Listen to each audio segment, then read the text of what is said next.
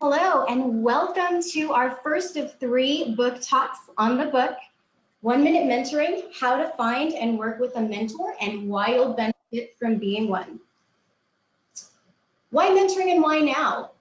Our book talk conversation starter answers that question.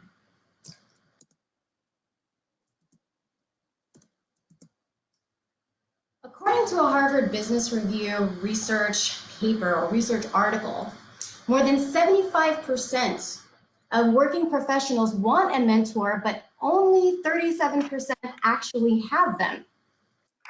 Research further indicates that the 37% who do have a mentor report being happier on the job. And what does that mean for companies?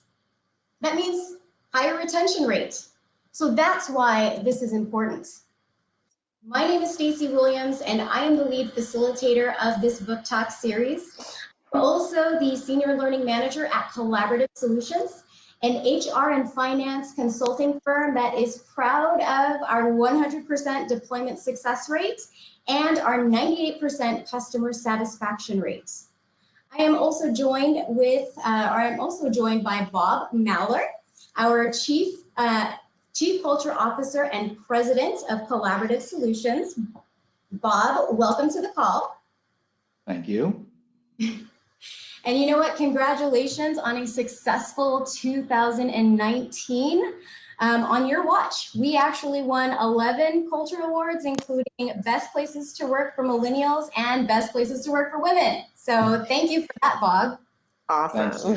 I will not take credit for that, but thank you. It's all of our employees who earned that. Absolutely. And we are also joined by none other than Claire Diaz-Ortiz, author, speaker, and Silicon Valley innovator, also an early employee of Twitter. Welcome, Claire. Thanks so much for having me. It's great to be here. You are most welcome. Now, Claire, your list of accolades, is through the roof. Let me just go ahead and riddle off a couple of them for those of you guys who don't know her background. She was named one of the 100 most creative people in business by Fast Company. She has an MBA and other degrees from Oxford and from Stanford. She also is widely known in print media and broadcast media. And Claire, you also have your own business blog on your website, clairediazortiz.com, correct?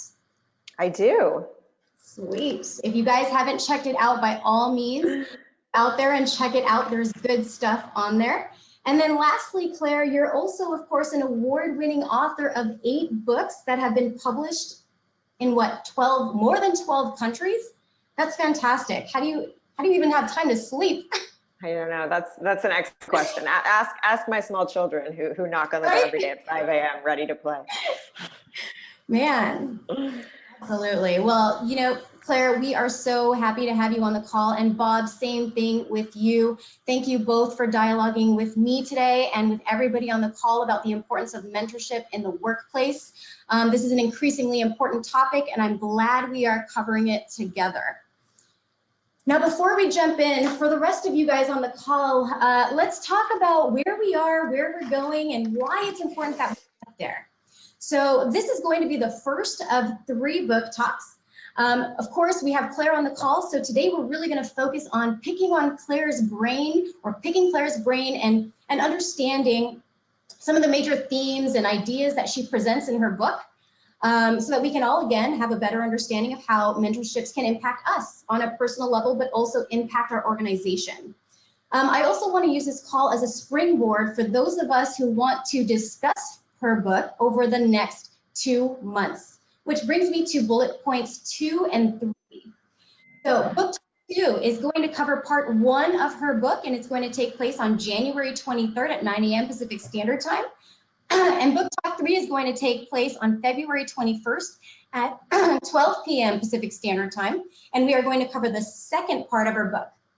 And for those of you guys who haven't seen the book, it's actually a very easy and quick read. 1 month is ample time. I think I was able to read the book in less than 4 hours. So this is a really good book that I want to encourage all of you guys to check out and join us in this journey of learning together, because we are, as we say at Collaborative, truly, truly better together. Now, the reason, again, why we're doing these book talks is to accomplish the ultimate goal of establishing a deeper understanding of where mentoring really fits in our lives and in our organizations. The last thing I'm going to say before I dive into our conversation is we call it a book talk and not a webinar, because we want to involve you, the listener. If you want to be a passive listener, by all means, be a passive listener and take in the great information that we're sharing with you. But if you want to share your ideas, your mentoring stories, your questions, feel free to send it to us via the chat on GoToWebinar. And our fantastic moderator extraordinaire, Jackie Doshowitz, will field all of your comments and questions and share them with us in the last 15 minutes or so of our call. Okay, so don't be shy. We really, really thrive on each other's knowledge. So let's share and let's learn together. Now, on to our discussion. Claire, your book is called 1 Minute Mentoring. Why 1 minute? Sure. So, I mean, in the book, we address this a little bit in the beginning. You know, I wrote this book with Ken Blanchard. He's this legendary management guru, and he's known for his book, The 1 Minute Manager. And so putting 1 minute in front of this book was a little bit of a nod to his brand, but more importantly than that, it was really a nod to this idea that mentoring doesn't have to be so hard. We walk you through a model in the book, and I don't believe the model will only take 1 minute, but I do believe that it shows you that, you know, mentoring relationships, and particularly successful mentoring relationships, don't have to be so complicated. And I think honestly, part of— Keep going.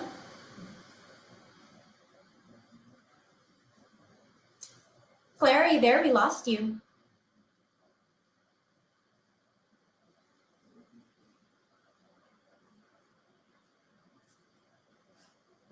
Claire, are you there?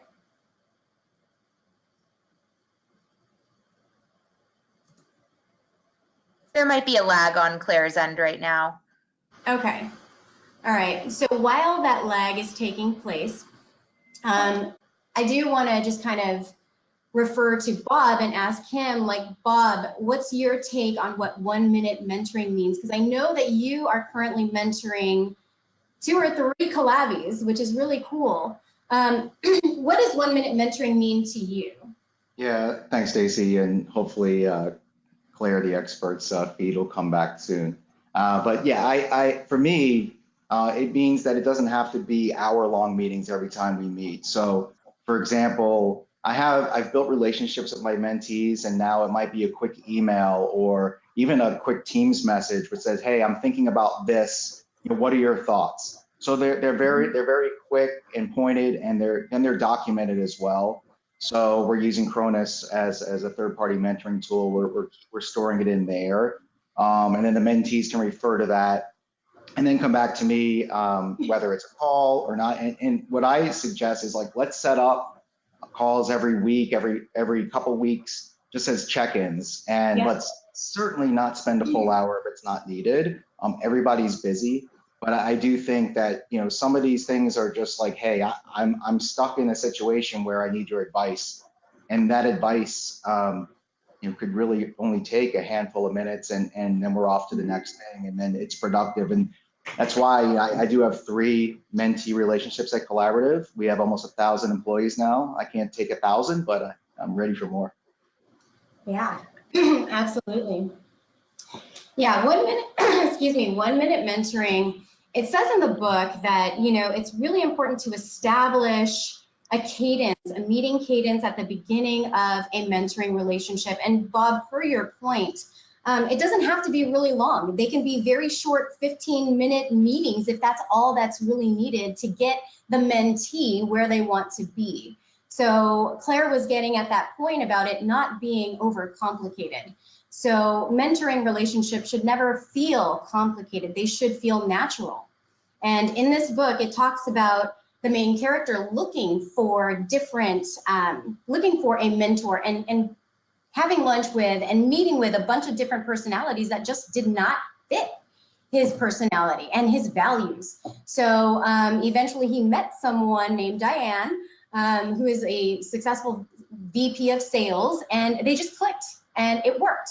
So, you know, these 1-minute mentorship relationships are really all people need and have time for nowadays.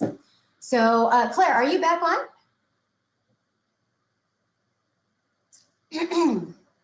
Okay. Jackie, I'm going to call on you to reach out. I am. I'm not sure what's going on with my connection. Okay, we hear you now. You're good. You're good. Okay, thanks, Claire. Is there anything that you wanted to mention on that question about 1-minute mentoring before I move on to my next question? Anything else you want to mention? Sure. So I think one thing to bring up, which you kind of have touched on, is this idea of, you know, sometimes you are trying to find the right fit initially to find a great mentor. And one thing to remember is that it's very, very common for mentees to want to find sort of the most impressive person in their space, right? The highest level leader in their division or even at their organization. And I just want to caution folks that that can really backfire. You know, what you really want more than anything is what you said, Stacy, that right fit. So you want to be able to share values, and you also want the other person to have real interest in spending time and engaging and building a great relationship. So I think again and again, this is kind of a common mistake that people make when they search for mentors. And it's one that is really easy to fall into the trap of doing, but it will not help you in the long run. Right. Right. You want someone who matches your values and, of course, who's available when you are, right? I mean, it's as simple as that. And they also have to obviously have experience and be successful in where you want to be or where you want to go with your career. You agree with that, Claire?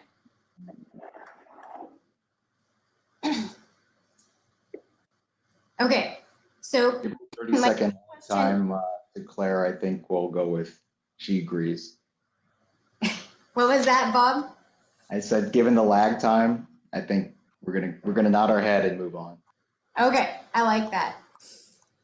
Okay, so my next question is related to the relationship that's established in the book. So for those of you guys who are unfamiliar with 1-minute mentoring, it chronicles the story of a struggling sales rep and a very successful VP of sales that I just mentioned. Her name is Diane.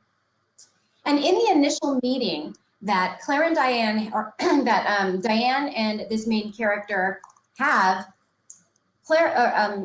what is the main character? Diane mentions the importance of a mission statement, a mentoring statement. Josh, that's correct. Yes. So Claire I'm sorry, why do I keep saying Claire?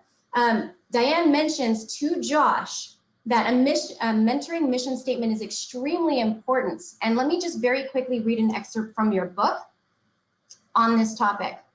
So a mission statement gets at the purpose of our mentoring relationship. While our mission doesn't have to be complicated, it should be written with care because it will be the most important thing you and I will agree on together. Can you expand on that a little bit? Why is a mentoring mission?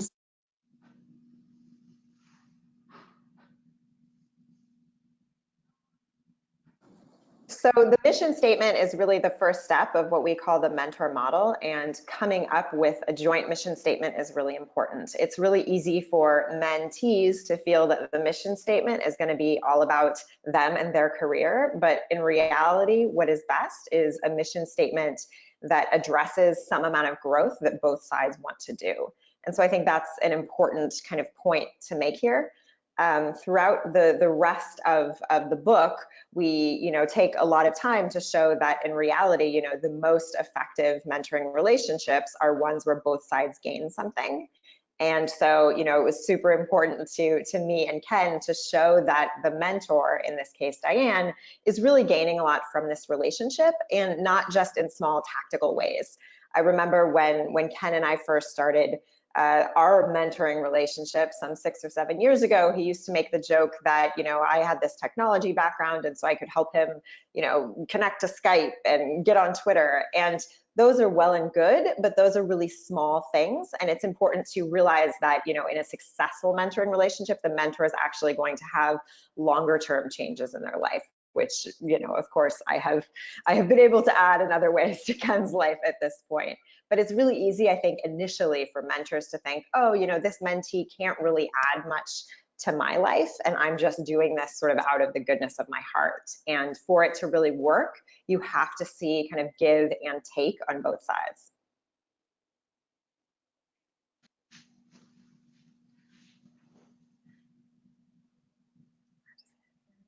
Oh, Stacy, I think you're on mute.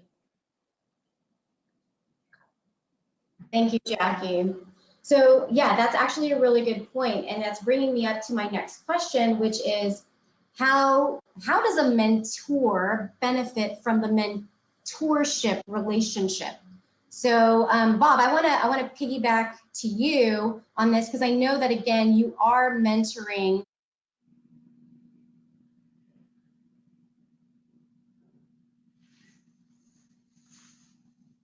Okay, so you faded out at the end, but I think I know what you asked me. So yeah, I have a few different mentees, and I do want to go back to Claire's point about the mission statement. So my first meeting with one of my mentees, Stephen, who's in Australia, we had our first meeting and it was great, except we didn't really accomplish much. And then I read Claire's book, and I'm like, all right, maybe we should have a mission statement and understand what at least what Stephen wants to get out of it. So that was my next question to Stephen, is like, what do you want to get out of this relationship? And he told me, and that really helped set the stage for our next meeting. And then I just became, or I'm becoming a mentor to a guy named Johnny Q, and it's the best name that we have at Collaborative, so I'm going to keep calling him Johnny Q. But so we discussed this relationship recently. And, he even said to me, here's what I want to get out of it, but what you can get out of it is learning more about new hires who just start. He just started with us. He just got his MBA, and we got our MBA from the same program. Mine was 25 years before his, but it's the same program.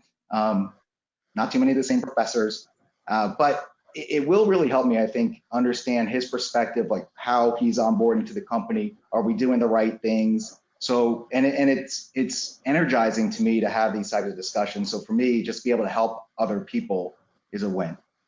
Mm-hmm. Absolutely. Claire, what's your take on helping or on how mentorships help mentors? So, I think Bob's points are really, really great there, because I think when you see these sort of cross-generational mentoring experiences, which are honestly the mentoring experiences that we think of as traditional mentoring in a corporate environment, you have someone sort of older and wiser with someone who's newer to the company potentially. One of the best things is for those kind of new hires to be able to give insight into how to make the process better, how to make the experience better, how to, get better talent into great companies, right? But then I think that the second point Bob made is also super, super important, which is about the energizing nature of a mentoring relationship, right? Mm-hmm. So one of the huge, huge ways that a mentor can benefit is to be energized by different energy coming from, a new person in the industry, and also the ways that can kind of change the way we think about our day to day. I think many times leaders who have been doing something for a long time don't get enough exposure to new and different ways of thinking, and mentees are a fantastic way to expose you to things that might kind of trigger a new idea and create or send you on a new path. And obviously our book very much speaks to, as you read through the book, you'll see that the mentor figure really does go off in a new path in a pretty dramatic way, but something that dramatic isn't needed for a mentor to really gain a lot out of the relationship and kind of find new ideas and new directions. Right, absolutely. And I know that I have mentored a few people in the learning and development world who are very junior to the industry. And one of the benefits that I received in mentoring them was just the networking connections that they exposed me to. You know, who knew, but they actually had connections that were useful to me. And of course, I exposed them to my network, and it was a nice little win-win for everyone. So there are a lot of benefits associated with being a mentor and of course being a mentee. Let's go ahead and move on to the next question. So the next question is associated with tools and tips. So I know that at Collaborative Solutions, the learning and development team has a mentorship program, and we use two tools to make sure that this mentorship program is accessible to our global workforce. The first tool that we use is called Cronus, and that's actually a mentoring tool. And then the second one is Workday Learning, which is the tool we use to deploy training material to educate our mentors and our mentees on how to be good mentors and mentees. It's as simple as that. So what tools and tips do you advise or do you encourage people out there who want to start a mentoring relationship or mentorship program in their organization? Either one of you can take that question and run with it.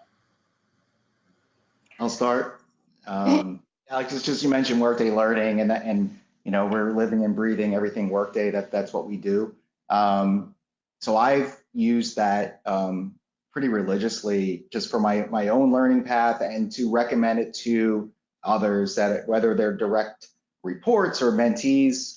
So basically, I had a conversation a couple of weeks ago, well, two conversations with two separate people who said that they need to improve public speaking, and they were kind of scared to put on their camera in these video calls with a bigger audience. So, you know, I went into Workday Learning, found the course, like took about 5 seconds, and messaged to her through Teams, and then she was able to click on that, and immediately she can enroll in the course. So, and then it tracks what you're taking in there as well, so that as whether it's a mentor or a manager can review sort of the learning path of their people. So I find that invaluable.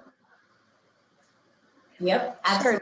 Sure. So I would say I have two sort of separate answers to this question. I think first, before you even get to the tools, it's really important to define the programmatic nature of the mentoring program. So, you know, what I mentioned earlier, you have this sort of the traditional mentoring we think of as this cross-generational. So you have a younger new employee and maybe an older, wiser employee at the company. And so that's kind of traditional, but there are other formats. And when, you know, we were researching this book, one of the ones that kept coming up as being particularly useful was a peer-to-peer mentoring program, which I think we often don't think about because we think, what can a peer offer a peer, you know, but that is, I think, really useful. And there's another type of program where you're specifically targeting people from different areas of the company. So it's basically a knowledge sharing mentorship, right? So you maybe have someone from sales with someone from engineering.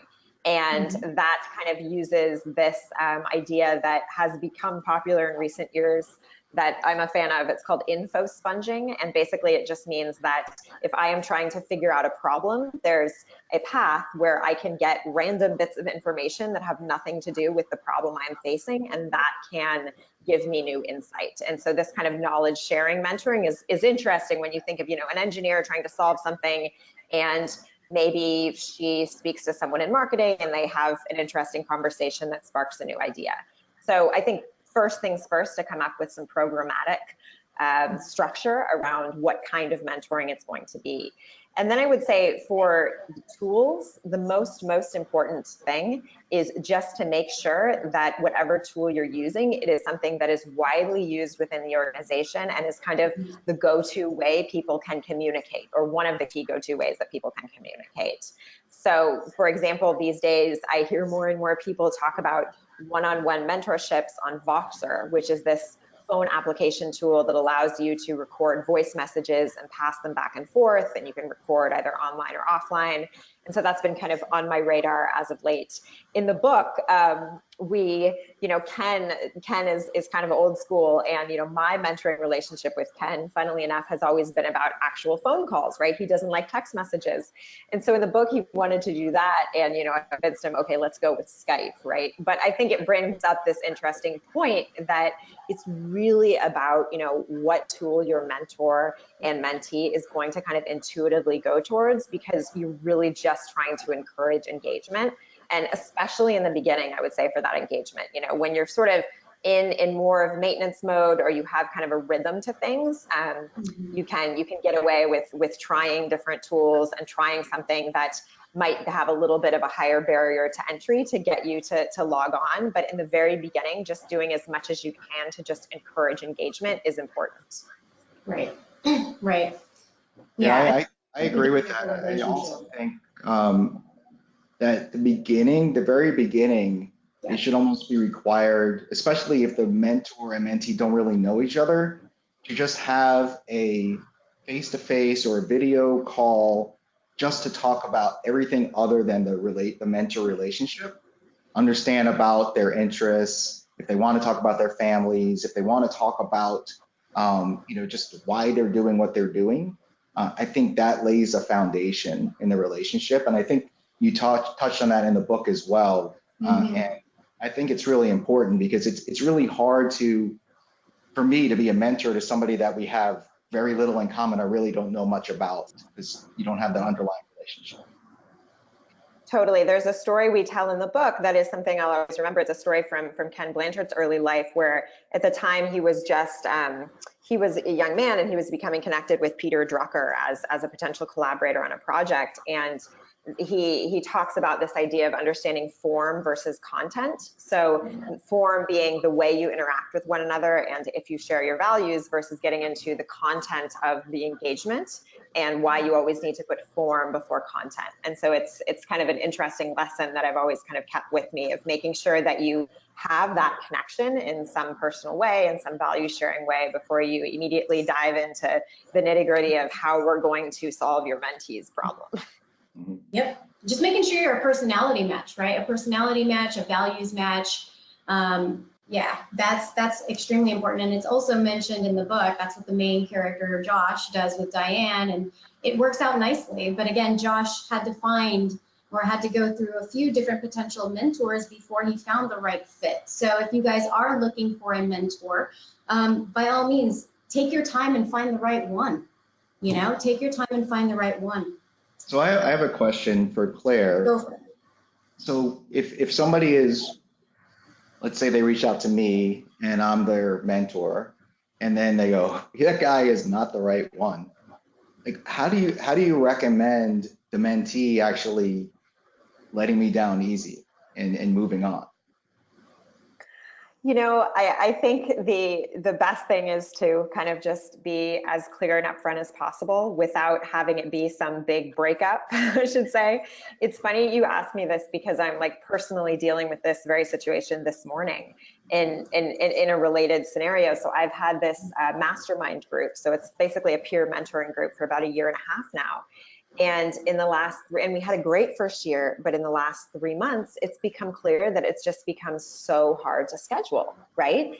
And sometimes schedules are hard, people are busy, but it's reaching a point where I think someone needs to say something, because I think the reality is that we've just sort of lost motivation, and that's fine, right? We got a lot out of it the first year. And so it's funny, because just this morning I was thinking, okay, I think I need to be the person who's clear about this, because, it's no harm, nothing is wrong. We all mutually respect each other, but we're just busy and this isn't the priority. And I guess I see the same can be true in the early stages of a one-on-one mentoring relationship if it's just not a fit.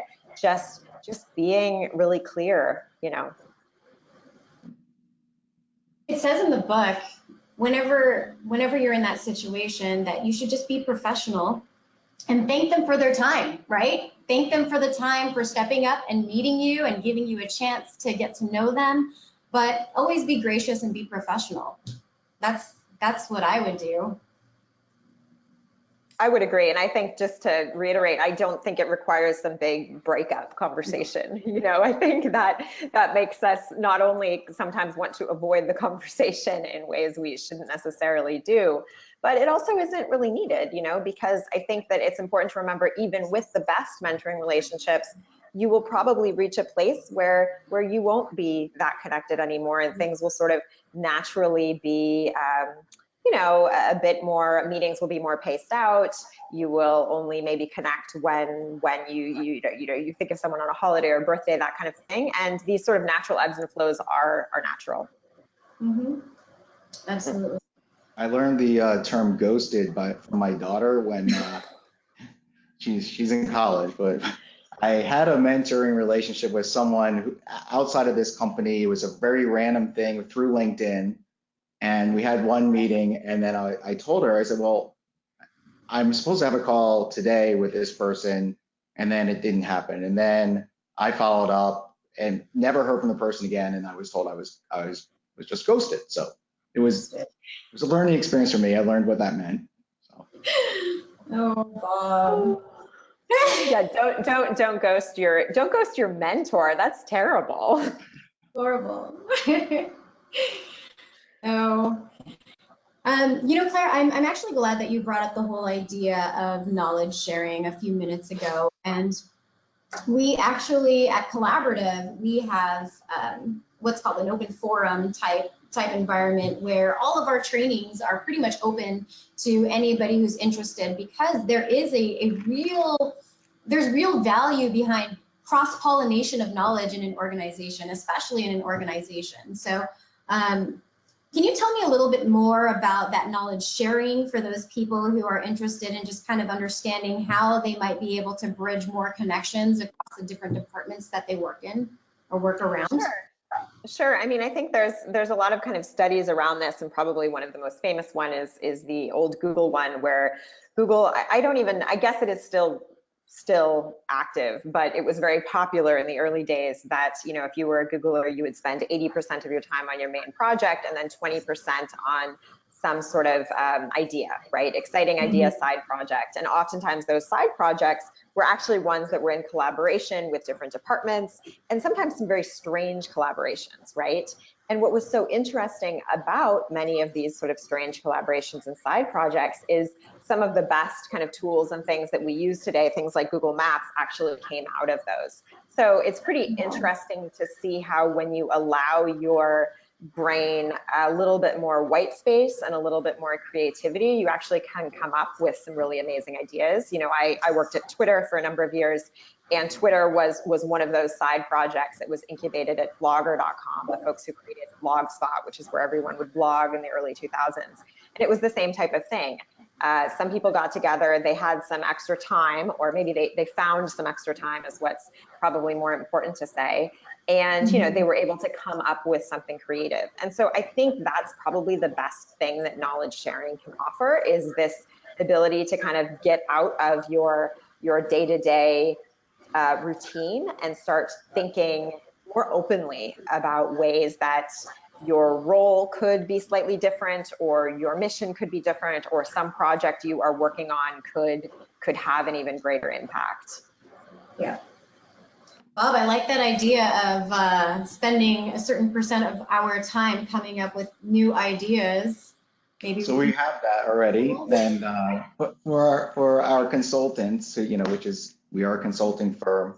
It's not a 20% thing, but we do reward people for what we call internal contributions, and that could be anything from mentoring somebody to coming up with a new initiative or a new program. And we have a Shine campaign which generates new innovations. So yes, so I'm not sure if we're going to double down and go to 20% free time on that, but yes, I agree with that philosophy.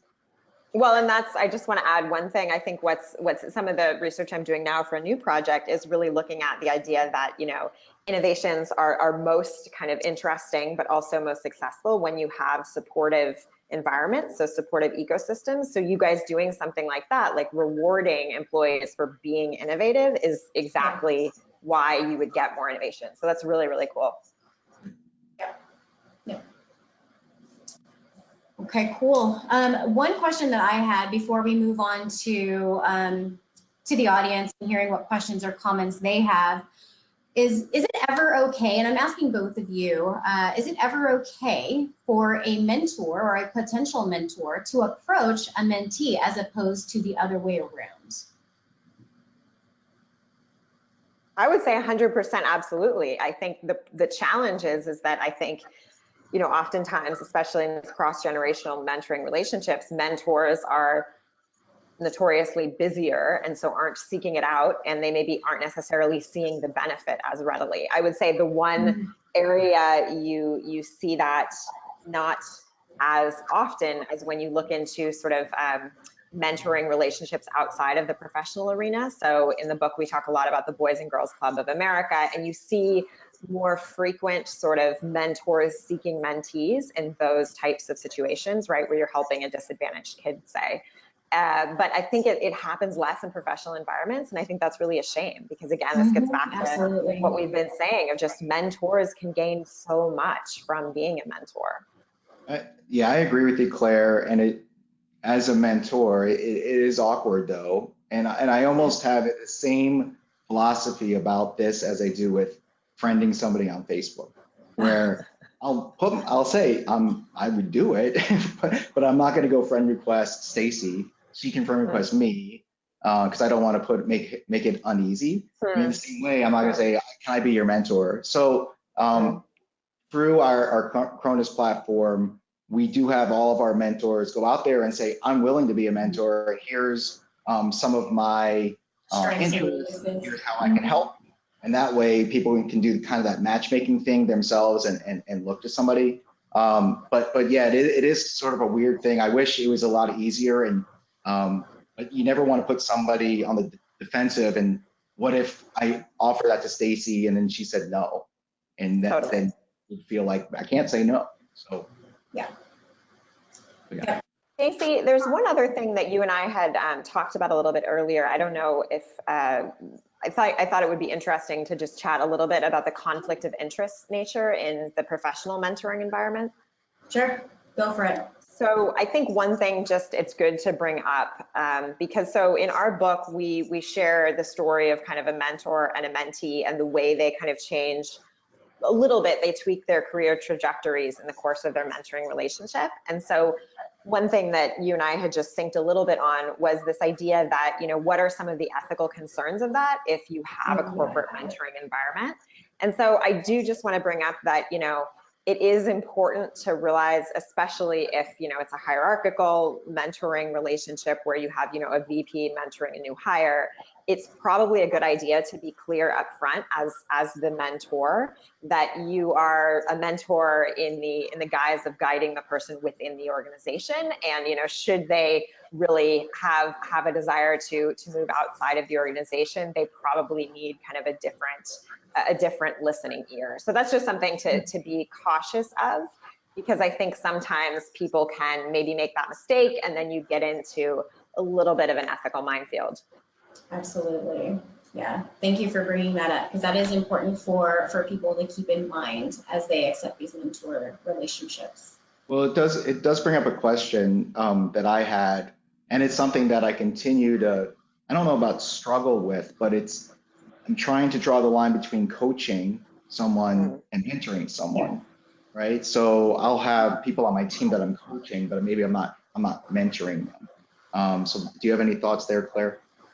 Yeah, I mean, I think the most important thought is coaching and mentoring are both great, and, you know, they can both add a lot of value. In general, the way we defined it, you know, Ken Blanchard has an organization where he has lots of professional coaches and he trains people as coaches. And so he feels very strongly that coaching is really more performance-based than mentoring. And so that's kind of the way we defined the difference, right? So mentoring is guiding someone maybe to be their best self or to take the next right step, but it's not pushing them towards a specific performance-based goal. And when someone wants that, that's a little bit more when they need a coach. So again, I would say it's fine to it's even fine, you know, to transition from mentor to coach, but just to be clear on what is happening. Right. Makes sense. Right. Okay. All right, last question before I promise I turn it over to the audience for their questions, comments, and stories. But this is, so I have a friend at Facebook who is trying to kick off this great mentoring program, but she cannot drum up the right amount of support. And she's really tried almost everything around, promotions and advertising, and the organization is just slow to really kind of accept it. So do either of you guys have any advice around how organizations can really just drum up support for this? Yeah, I mean, I would say the first step is basically, I assume she's gone to HR already and seeing if they want to create the formal program and all that kind of stuff. So I would say the best thing would be for her to find basically, 10, 20 mentoring pairs of people who want to basically initiate the program, and then just start it as a really small beta to show that there is some amount of interest, and then show how that has given benefit to the mentors and the mentees over time. So you start a beta, you start 10 to 12 groups maybe, and you start it in a more structured environment, and then you do quarterly reviews with it to show that both sides are getting something out of it, and then you can come back to HR and make it as a more formal presentation later. At least that would be kind of my suggestion. That's actually a great idea, and a lot of people might be surprised to find out or discover that there are already informal mentoring relationships that are happening in your organization. Totally. A lot of them happen organically. The best type of mentorships happen organically when someone has a need and someone has a solution. So they're already happening in organizations. You just got to dig them up and use them, like for Claire's point, as kind of a beta group. Yeah, and at Collaborative, I think it was pretty easy for us to launch it, and it all ties into our core values.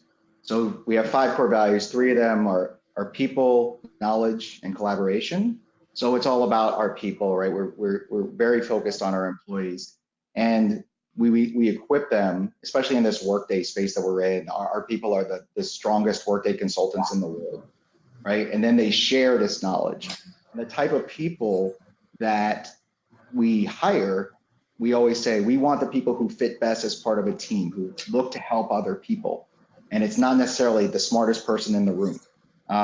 So because of that, when we introduced the mentoring program, I think we got a lot of people who jumped on board quickly because they were already doing it. Like Stacey was saying, it's sort of, all right, we're doing this already. We love helping each other. So it's going to be a natural fit for us. So we're fortunate in that way. Mm-hmm. Mm-hmm. Yep, absolutely. Okay. I'm going to go ahead and use the rest of the time to give our audience an opportunity to sound off. So audience, again, it's a book talk. So share your ideas, anything that you're thinking about related to the conversation that we've been having. If you have questions or if you have your own story, by all means, again, use the chat feature on GoToWebinar to share that data with us. We'd love to hear it. Also, if you are one of those that are like, you know what, I just want to ask my question live, feel free to use the raise hand feature on GoToWebinar, and Jackie will unmute you and you can talk to us live. So Jackie, I'm going to turn it over to you for questions, comments, stories, and anything that comes in from the audience. Excellent. Thank you, Stacey. I am just looking through to see if anybody has their hand up to ask a question live. I don't see anybody that has raised their hand yet, but we did receive a question from the audience that I'll go ahead and share here in the meantime. And this is from Gina. And Gina said, I heard the raw/draft ideas versus polished versions get more leverage, traction, or reflective responses. Any recommendations on how to encourage the right timing, feedback, and participation at those raw and draft levels by both the mentee and the mentor? And I believe this was in response to the topic of how to gain that traction and that buzz within the organization. Mm-hmm. Either of you want to take that? Interesting. So, I mean, can you say it one more time again? I feel like I didn't. Yes, no problem at all.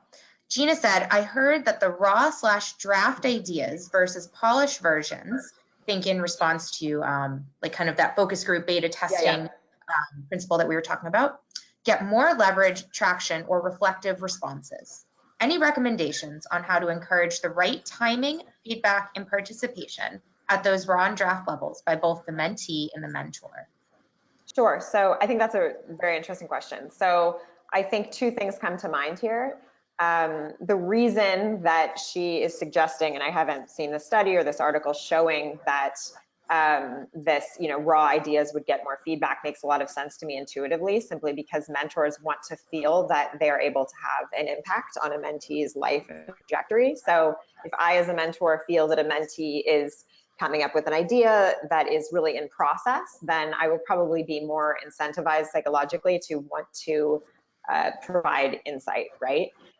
So I think that makes a lot of sense. I would caution the problem with that, and the one thing you want to avoid as a mentee is overloading your mentor with content. So, as an example, I'm working on a very long article right now about something, and I wanted to ask a mentor of mine some advice on the piece as I get ready to publish it.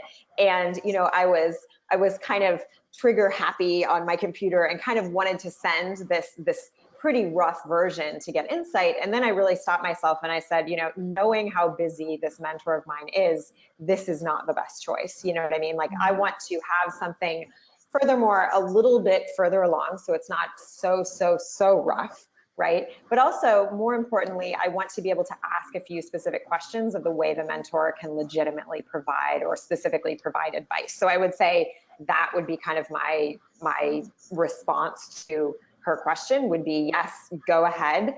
Maybe you don't want to do it in the brain dump stage, but provide something that is in progress to your mentor to weigh in on, because mentors love being able to feel that they can really make an impact on an idea. But make sure to go about it with specific questions or specific points of feedback that you need, because otherwise you're just passing off a potentially huge project into someone else's inbox that they may not have time for. Awesome. Thank you, Claire. And we have so many questions rolling in here, which is always great to see. And one other question that we have is from Stacy. Stacy said, I know Bob, not you, Stacy, another Stacy on the call. Stacy said, I know Bob mentioned a scenario in which a mentee was non-responsive. How would you handle a scenario where a mentor becomes non-responsive? Well, I'll take that one. I think it's unacceptable, really. Like, why would you agree to be a mentor to someone and be non-responsive? I think sometimes, people think they can handle something, they want to do something, and they get into it, they realize they're distracted and they can't. And if I was that person and somebody's like, hey, listen, I know you missed our last couple meetings, that's totally cool, and I found a different mentor or something, and I'd be fine with it. It'd be, again, awkward, but I don't think you want to force it. If people keep missing and not showing up, it's probably not worth that relationship, in my opinion. Right. It has to be a priority. I would say this also, I would add here also, I think this goes a little bit to, especially in the early stages when you're trying to figure out maybe the right fit, this is really important. Because again, I think I totally agree with what Bob's saying. Sometimes people agree to something they think they can do, and then they don't really have the interest or the bandwidth, or just, it isn't the right time for them, right? But it's hard because they feel like they've already agreed. And so if you're a mentee, make sure that you find someone who really wants to be in that relationship, because otherwise it's just pulling teeth, and that's not the goal. I think if you're a mentor and you are finding yourself dreading the call or the meeting, you probably should have that discussion, because it's not going to help either party. Yeah. Right. And whether there's issues coming from the mentor or the mentee, clear, honest, and direct communication, professional communication is always best. If you're the mentee and your mentor is not being reciprocal, then shoot them an email and say, hey, if there's stuff going on, just let me know. And just hopefully you guys can have that trust and open, honest communication with each other, so you can say, this is not working out for us anymore, so I would like to move on to someone else, right? Whatever it is, but clear, honest, open communication, I think would benefit both the mentor and the mentee if it's just not working out. Awesome. Thank you for your answers, everybody. All right. We have another question from the audience here. How can you increase your network by using your mentor's connections? That's so this is something that comes up a lot in the book, and it's funny because this was a section of the book we rewrote a couple times because we were not kind of sure how to handle it. But from what I've seen anecdotally, a really common problem with the mentor-mentee relationship is that the mentee gets in and wants to kind of take too much too fast. So before the relationship is built up, the mentee might start asking for connections, right?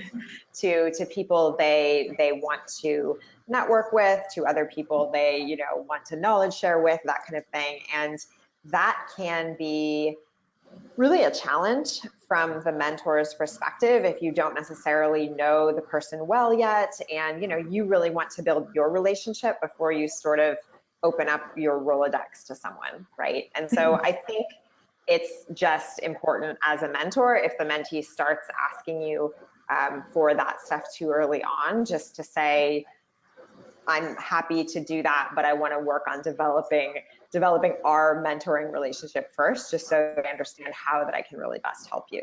I mean, the focus, you are the mentor, you do want to help the mentee, but making sort of connections that might go to the wrong place too early on will not be helpful. Yeah, I think as long as it's an organic type of situation where the mentor is saying, oh, I want to introduce you to this person, it makes so much more sense. A lot of people who are mentors are probably being sold to all the time by third-party vendors, and might seem like another sales call from somebody else that you just don't want to talk to. And then I think that could start ruining that relationship, because that might make the mentor start avoiding the conversations. You're like, oh, great, what is he or she going to ask for this time? So it's delicate, but I think when it's organic, makes total sense. Yeah. And there's kind of this new, I think this is also relevant.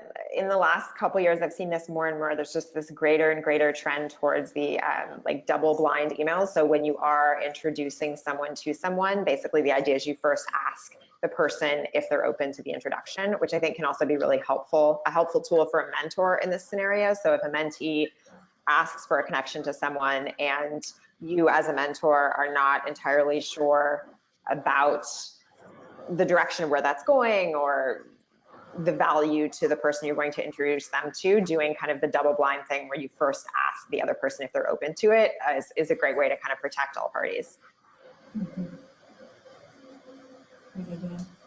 Awesome. Thank you, guys.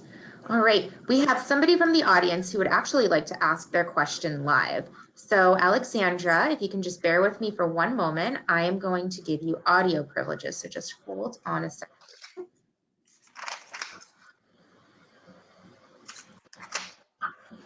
Might be a slight delay, but in just a moment, you should have the ability to take yourself off mute. Yes. Can you hear me? We can. Great. So you mentioned the difference between coaching and mentorship. And I'm curious, where might sponsorship/advocacy play into this? Can it be part of mentoring, or is it a separate program?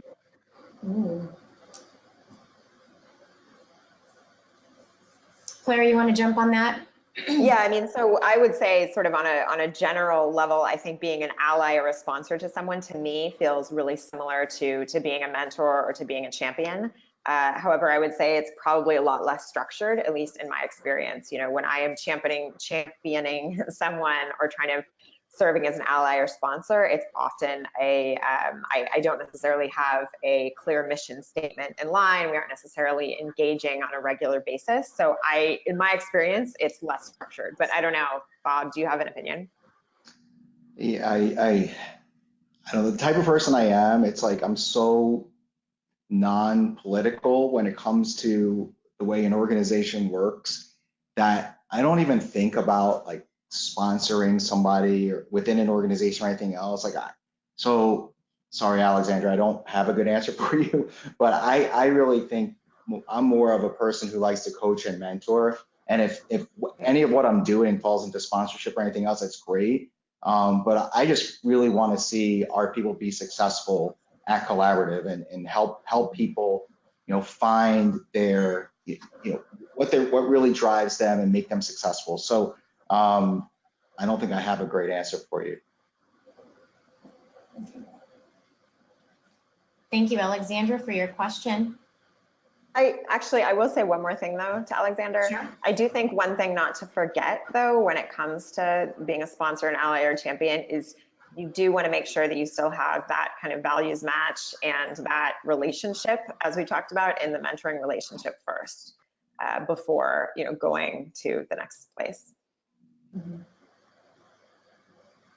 Is that helpful? Yes, thank you. You are most welcome. Thank you for jumping on the call and talking to us live. Jackie, do we have anything else before we wrap up? We have time Yes, for more. One more question, Stacy? Is that what you said? One more very quick question, yes. All right, perfect. I have a quick one for you. Would you recommend trying to get a mentor in the company you work for or going beyond the organization? What are your thoughts here?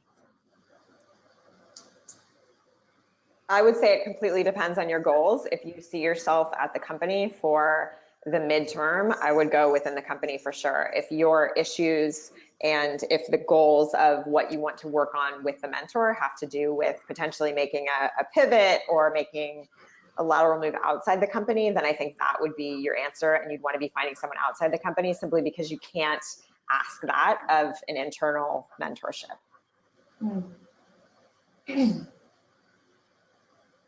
Cool.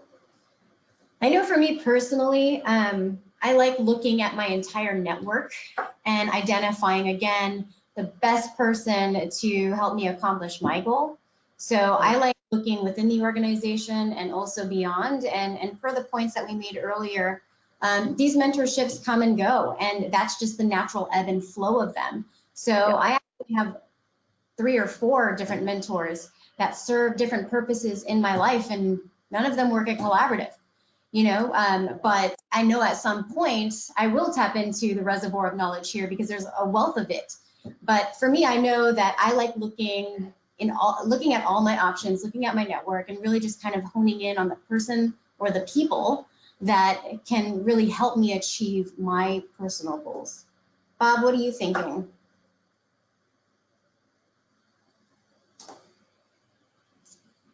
And again, Bob, we can't hear you, so I don't know if you're on mute or did we lose you too? I don't see him, but I will say, Stacy, one thing is I think you guys are lucky in having a large organization. And so I think that would be another issue, right? Obviously, if you're in a small business, you're going to have a hard time finding a great mentor that you feel like you can confide in, that maybe who maybe is not your manager exactly. Because that's another thing we didn't really talk about here. But, mentorship isn't, having a mentor is not like having a therapist. These are very different things, but you do want to be able to confide in certain, issues as they relate to your profession, and that does, and to ask for really great advice, and quite honestly, that will typically mean that you don't want your manager to be your mentor. Excellent point. Excellent point. Thank you, Claire. All right. So we are down to the last 2 minutes, and I want to get you guys out of here on time. But Claire, thank you so much for sitting down and dialoguing with us. Bob, if you're still on, thank you as well. This conversation would not have been as full as it was without you guys here. Now, as we wrap up, I just want to mention one quick thing. We are, again, this is kind of more of a reminder because I brought this up at the beginning of the call, but this is a series. So everybody in learning and development knows that information has to be retained over time, and in order for that to happen, the conversation has to keep going. So we don't want to end it here. We want to keep learning about mentorships and how it can really, again, enrich our lives and enrich our organizations. So hopefully you guys have time to join us on January 23rd and discuss part 1 of the book. So on January 23rd, we're already going to read part 1 of the book, and we're going to talk about some of those reflection questions that are presented at the end of the different chapters. You guys will see what I mean when you guys get that book. We also have a book talk on February 21st, and this is covering the second half of the book. So if you guys are bookworms like me and you want to talk and dialogue about this and really understand how it can help you, then please join us. We are going to have a registration link on our website and also on our LinkedIn page. So if you're not following us, please by all means follow us. We'd love to have you. Lastly, I want to mention that I have 4 extra copies. So if any of you guys are interested in a complimentary copy, I will be happy to send you one. But all we're asking you to do in exchange is take a picture of this slide or take a screenshot of this slide and share it with your friends on social media, LinkedIn, Facebook, it doesn't matter. And then email me a picture of your post. And if you are one of the first 4 people to do it, I'll be happy to send you that copy for yourself. So with no further ado, you guys, again, thank you so much for your time. I had a great conversation with you all, and especially with you, Claire, and you, Bob. So have a great rest of your day, and happy holidays to you all. Thank you, and until next time, goodbye. Thank you. Thank you guys. Happy holidays and thanks again. Happy holiday.